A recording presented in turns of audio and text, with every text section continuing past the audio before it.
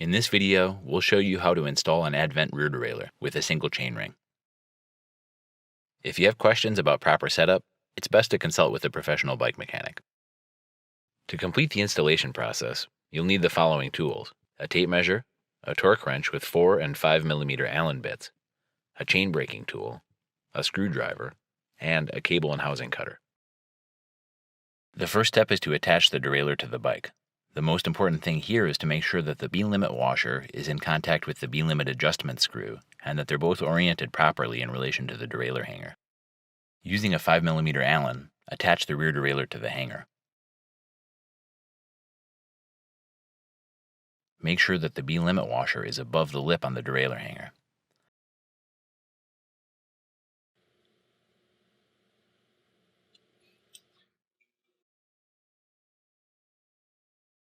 Use a torque wrench to make sure the bolt is tightened to 8 to 10 Newton meters. After you're done, double check to make sure that the derailleur can rotate freely. Once the derailleur is attached, the next job is to adjust the high limit screw. The high limit screw is the bottom screw on the back of the derailleur. Using a screwdriver, adjust the screw until the center of the guide pulley lines up with the outer edge of the smallest cog.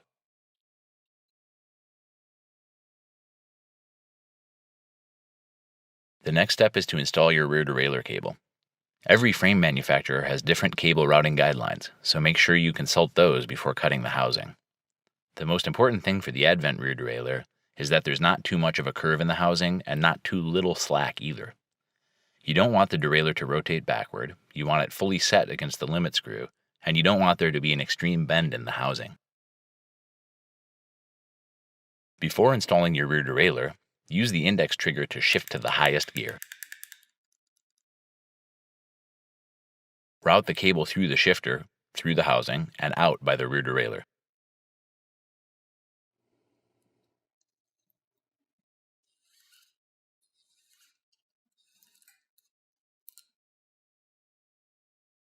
To attach the cable to the rear derailleur, route it underneath the cable fixing bolt and washer, making sure that the cable is firmly resting in the groove under the washer. Tighten to 5 to 7 Newton meters.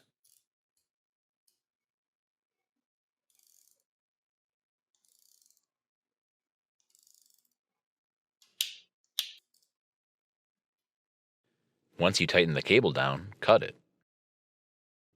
Double check to make sure that the cable is fully rested in the groove. Then, attach the cable end.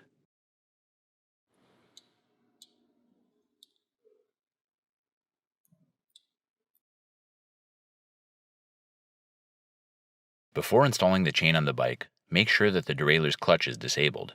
There's a switch right here on the side. The closed circle means the clutch is engaged, and the open circle means it's disengaged. Switch it to the disengaged position. Proper chain length is vital to good shifting. On a full suspension bike, the distance between the bottom bracket and the rear axle can change as the bike moves through its travel.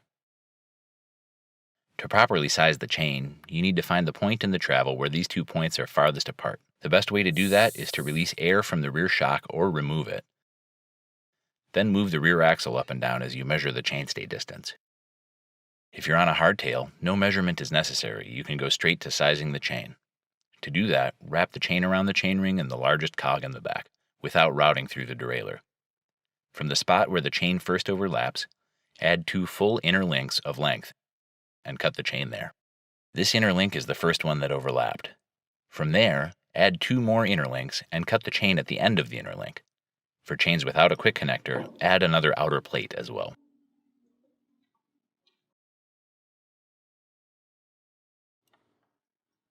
Once you've cut the chain to length, it's time to route it through the rear derailleur.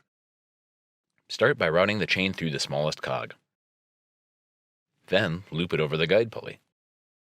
Route it through the cage above the derailment prevention plate, then around the back of the tension pulley.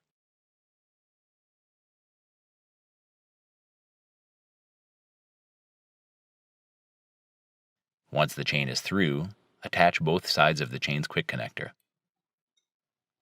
Make sure to pedal forward with the rear brake engaged to set the quick connector with an audible pop.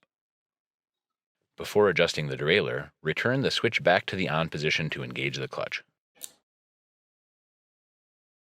To adjust the cable tension, switch between the smallest cog and the second smallest cog with the lower thumb trigger on the shifter. If the chain doesn't move, turn the barrel adjuster on the shifter counterclockwise. Try again, and repeat until the derailleur shifts to the next cog.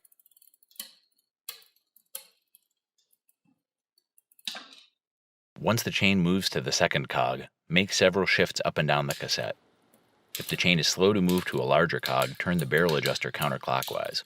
If the chain is slow to move to a smaller cog, turn the barrel adjuster clockwise. Once the system is shifting well in both directions, shift to the largest cog on the cassette. Using your hand, try to push the rear derailleur past the largest cog toward the wheel of the bike. If you can move the derailleur past the cog, tighten the low limit screw. The low limit screw is the middle screw on the back of the derailleur. Turn the screw clockwise until you can't move the derailleur past the large cog.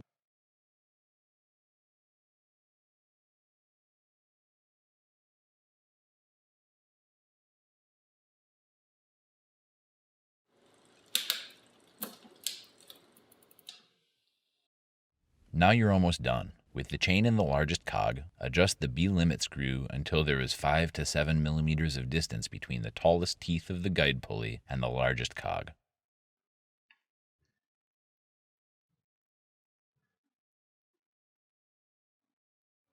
This concludes the installation video for the Advent rear derailleur.